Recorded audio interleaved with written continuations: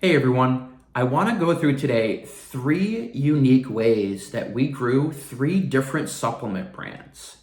So if you've seen lately on the channel, we've got Stefano now making videos. Stefano's been working with me for years.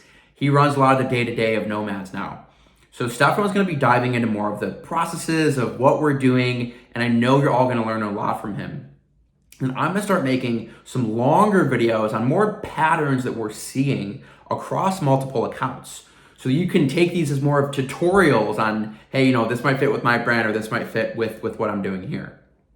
So today, I'm gonna stick to a rule of threes, okay? I'm gonna go through 3 different supplement brands and show you how we grew them in 3 different ways. The first is DSP. The second is bidding on new keywords at top of search. And the third is launching into new countries. And then with each of these 3, I'm gonna go through 3 different metrics you should be looking for with each of those strategies. Now, take this with a grain of salt. I'm focusing on supplement brands because it's easy for the sake of argument.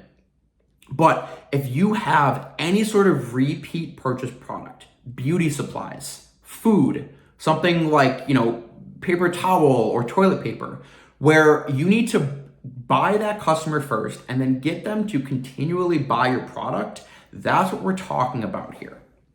So let me jump into some numbers and then I'm sure you'll pick up some golden nuggets along the way. So the first one I want to talk about is DSP. I know I've mentioned a few things with DSP in the past, and if you're not 100% sure of what it is, I'm trying to run through some big picture stuff with DSP to get you in the right mindset of it. Some quick background. This brand was stuck. They are a very small catalog. They have like 3 products in their catalog, and they were stuck at $120K a month, right? For years, they were stuck there. And this has been our product, our brand. In May, we started DSP, okay? 140, 160. Very quickly, they got to 200K in total sales.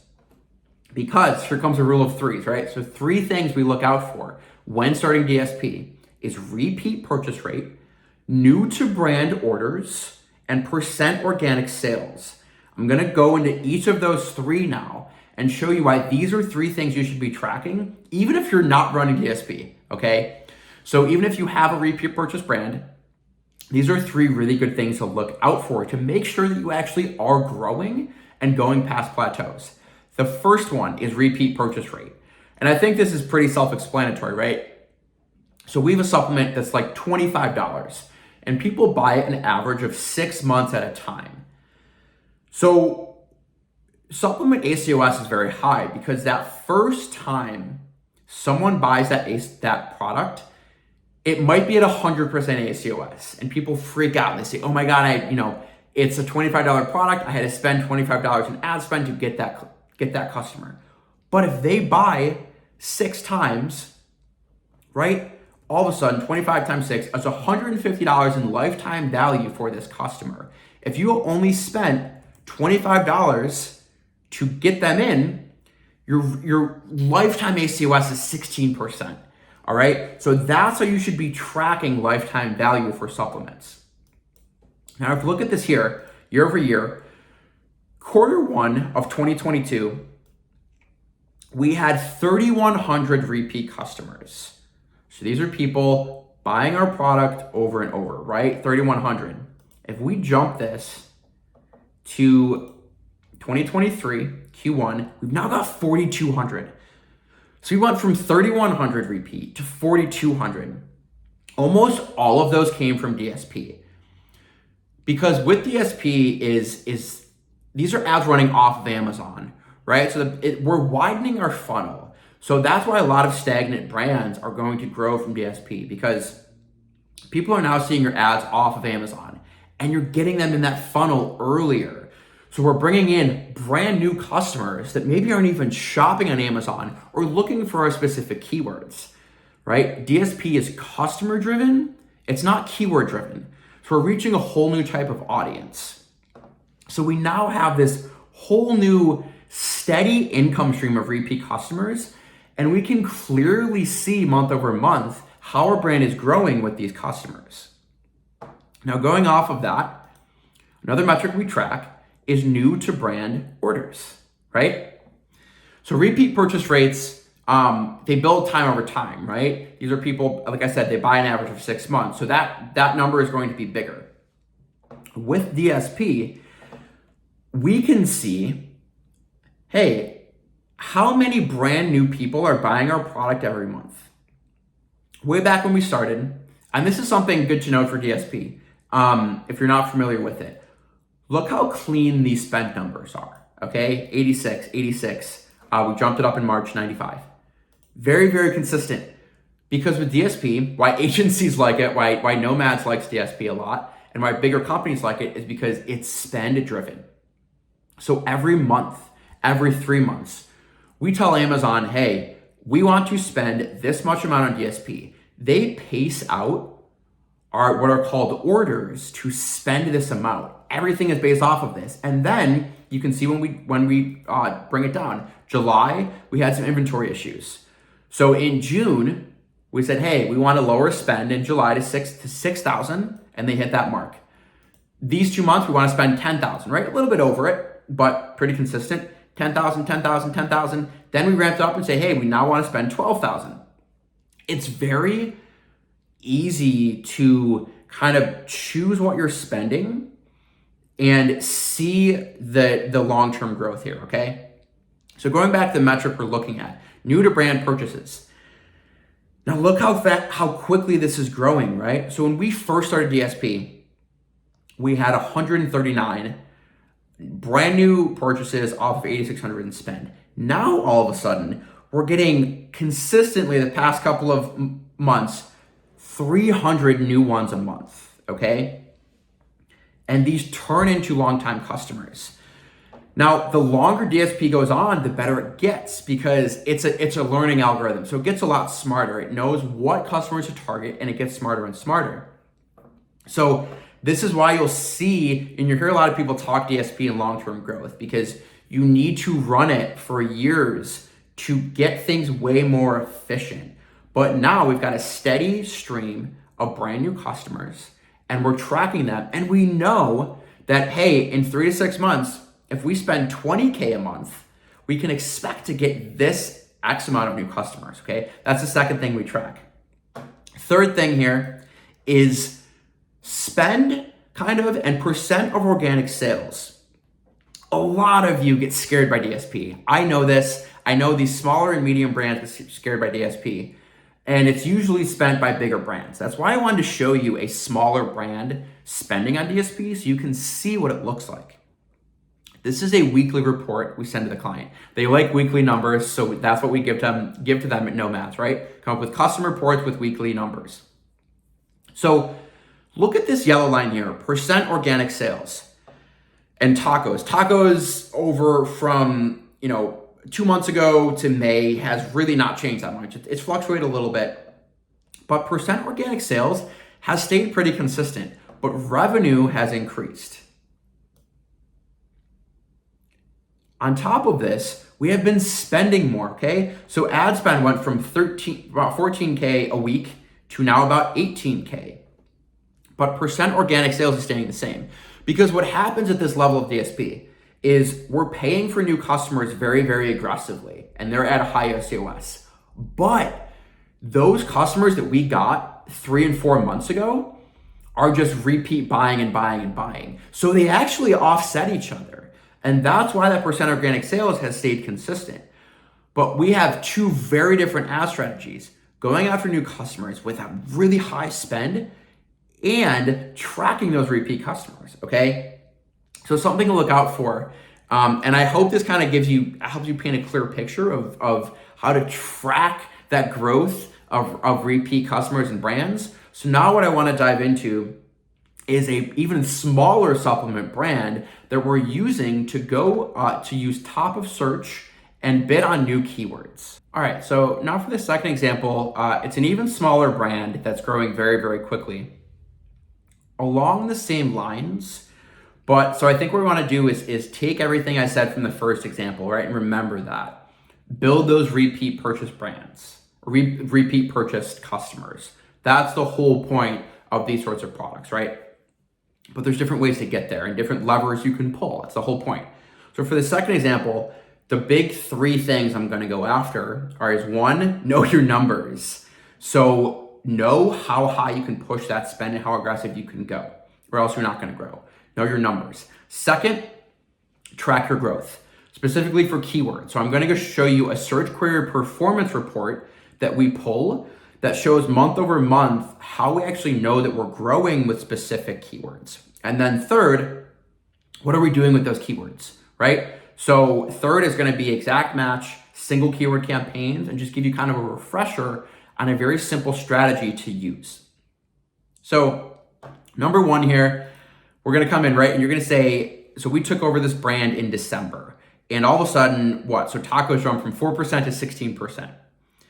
Now, our job is to grow brands, right? And to grow them smartly. 4% is unheard of. And this client was making a lot of money at 4% because he was getting, 146K in revenue at 4% tacos. But he was stuck. He was stuck at this amount because it wasn't really spending anything, and he was scared to spend because he didn't know what that return was or what his break even was on his products. So we came in and we said, hey, actually your break even on a lot of these with lifetime value. Remember what I said in the first example, lifetime value of customers. You need to calculate that in. We calculated that for him and said, hey, your break even is actually like 24, 25% tacos. We have so much room to push this and get repeat customers. So we put all this data in front of him. We got the go ahead, and now we are crushing this brand just by bidding on keywords. We haven't even pulled DSP yet. That is very close to happening, right? But we now went from 10K in ad sales to 65K in ad sales in just a matter of 6 months, going after very specific keywords, okay? So first thing is know your numbers. If you don't know and you're not calculating lifetime value, then you're not going to be able to get a clear P&L for your brand. What are we doing to track this, okay? So the second thing I want to do is show you how we're watching month over month growth of keywords. So there's thousands of keywords that we pull. Actually, I think hundreds because we want to keep it very tight. Hundreds of keywords that we pull, all of our best keywords, okay? So this is straight from the search query page. And what we say is, what is the best month we've ever had, right? And what is the current month that we currently have and the all-time average? So we're currently tracking, right, and seeing, are we above that average? And how are we moving in the right direction, right? So like this one, right, from all average 105, we're now up to 252. We're jumping, we're doing very well because we're keeping a very tight lid on that spend with that keyword. So month over month, if you are not tracking how you're actually improving on that keyword organically, then you won't get a clear picture. Now that's the whole point. With smaller brands like this, so if I jump back over here, there's only 4 parent products of this brand. All of this is very small catalogs. So with 4 parent products, there's a lot of thought put into launching these products, okay? They have very specific selling points, very specific ingredients. So what we want to do is dominate the keywords on those specific modifiers for this product, right? Whether it's a scent or a flavor or a capsule count. Long tail keywords first. So long tail keywords, we can dominate those and watch us move up the rankings, right? Once we get that with a very, very clear base of customers, then we expand wider to the higher volume ones. But a lot of you with small brands, you say, hey, I launched this. I want to go after the biggest keyword and the best keyword ever. It's going to be so hard to get there.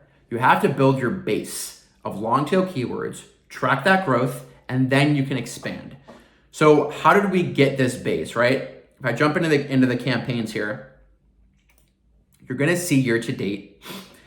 And you're going to see in January, right, we're spending about 14K at 57% ACOS. Now we're up to 23K at a 63% ACOS.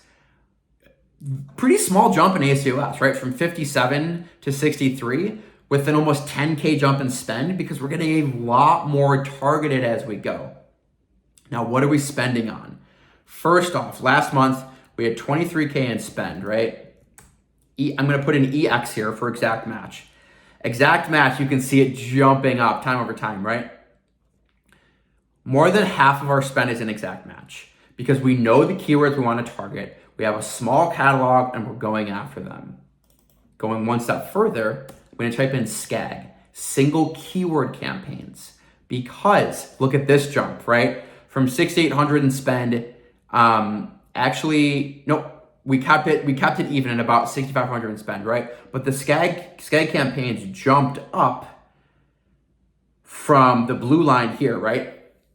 Because we went one step further. SKAG stands for single keyword campaigns. We took each of our best, highest volume keywords, put them into their own campaign, and said, hey, we want to spend X amount on this keyword. We want to track it with the search query performance, and then we want to know our break-even tacos. Boom. Those three things we're tracking very clearly, right? We know when we're going to start making money, how we're making that money, and building those repeat purchase brands, and then we can grow time over time. So hope this gives you kind of a clear breakdown of how you can start very simple with the smallest of keywords and track them and grow. So for the third example here, I'm going to go through a bigger brand and talk about dealing with multiple countries. So this is a brand that doesn't even sell in the US. They sell across other countries, and how we look at metrics and growth across different countries. All right, so I think the third one is just going to be going over some good mantras and reminders, because I know a lot of people don't have the capacity to launch into other countries, but to successfully scale a brand across multiple countries, if you take the time to plan your products and keywords, then you can kind of go after a specific audience. So, and it's similar to just launching new products in the US, right? So what I want to show you here are just different metrics on how this brand is performing across countries like Italy, France, Germany, even Japan, they sell in. And then the three things I think I want to focus here are know your audience, right? Do your research on your keywords. And then also just trust your products and be patient, okay? So some more just kind of overarching ideas. First thing that I want to show you is when launching in other countries is you can keep it pretty simple, right? But all of them have very different metrics. So they've made it easier to watch, and I'm in Scale Insights right now. We have Italy pulled up. We have the Italy country, right? So Italy is running at a 19% tacos. If I just very quickly skip to the UK, also 19% tacos, right? But Germany is at 15%. So I think a lot of people, they come to us and they ask, hey, what country should I launch into, right? How are they going to perform? This is one of those things you don't really know until you try it, because every audience is very different and every people's countries act differently. So this happens to be the case that these supplements in Germany do very, very well compared to some other countries. But we've seen it where, beauty products will do very good in places like France. So that's why we're saying know your audience. Do a little bit of research and say, hey, does this product line align with this country? And could I get a lot of value out of launching there, right? Does this country have a lot of older people or a lot of people searching for this type of product? And then, because there's always less competition in there. So go into Amazon Germany and see what the competition is like. If there's really no one on there, that's actually a red flag, because that means no one is really searching for it, right? But if there are a few competitors on there that are doing well, you can probably come in and take some market share, okay? So now what I want to look at is just, you see I've got pulled up here, right? New to brand orders. So I think that the second thing here is going back to doing your research and being careful with your keyword research, because a lot of people will copy and paste keywords from country to country. If you take some time and look in the native language on those top keywords, it's a lot easier to gain market share than it is into the US. So do some research on your top 10 keywords from the US. Look at them, find their alternative in a country like France, and look at that search volume, okay? And then see if you can come in there and actually get some market share. So going back to the first example, right? I have the new to brand orders pulled up here. So for this client, right, month over month, we say, hey, France is pulling in this amount of new orders. Germany is pulling in this amount of new orders, blah, blah, blah. So we're always tracking. At Nomads, we never do the same strategy for everything, right? We have to see if it's working and then we react. And in a lot of cases, every country is going to react differently. So for here, all we keep a very simple campaign structure. Videos are doing very well here because we can put the videos in the native language and get a lot of market share easily and cheaply. So we've stuck to that kind of simple keyword structure that I mentioned in the second example. And we're just bidding on those very specific 10 to 20 keywords in that different language, okay? And then I think number 3, what I would say is be patient and don't go down with a sinking ship. So this is something that we see a lot with countries and even with new marketplaces. So this is just kind of a good mantra to remember. We've had a couple clients launch into countries like Japan and Australia, and some other clients launch into Walmart lately. And we want to try it with them, right? We're here to grow with you, and we're here to take on these new countries with you. If after 6 months, you're not going anywhere, you're spreading your inventory too thin, things aren't working, your other countries are growing faster, your other, or even marketplaces, right? If you're launching a Walmart and that's just not growing, know when to stop and say no. So that's something that we pride ourselves on with our clients, is being open with them, saying, hey, Japan is not working for us. We've tried for 6 months. We've tried the spend. Let's put it on hold for now. We can revisit it, but right now we want to put our spend into what's working, okay? So those 3 mantras, I think they're just more better mantras for different brands to show you and to get you thinking the right mindset that it's not always easy, but you need to be constantly testing new countries, new keywords, and remember, bottom line for a supplement brand is building that repeat purchase foundation of your customers, and you will grow.